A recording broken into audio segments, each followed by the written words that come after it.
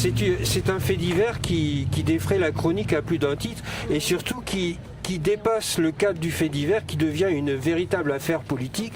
Ça devient une véritable affaire politique parce que il y a eu tout un tas de dysfonctionnements dans la machine police-justice qui fait que le criminel présumé de la petite Liana n'avait jamais été convoqué par la police alors qu'il faisait l'objet de plusieurs plaintes et que notamment une plainte qui date du 25 août 2025 où assortie de constat médical avec lésions vaginales et anales constatées, eh bien cet homme-là n'a pas été entendu une seule fois par la police. Et ça, c'est incroyable.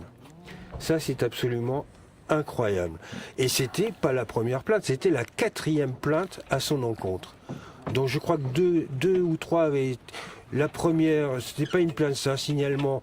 Bon, on n'avait pas donné de suite. Et après, il y avait eu 2 plaintes classées sans suite. Et puis là, depuis le 25 août, il se passe rien. Alors c'est totalement incroyable.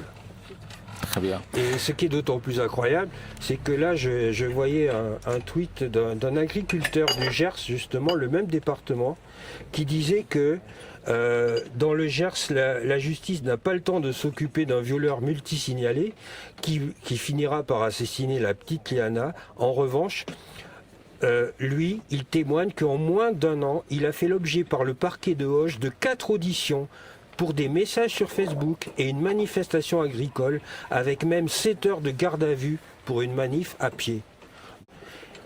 Donc là, on voit tout à fait le 2 poids 2 mesures. La justice ne s'occupe pas vraiment, enfin je crois que les Français en ont pris conscience, des priorités des urgences, quoi. Très bien. Voilà. Donc je crois que c'est important de faire le parallèle entre les deux.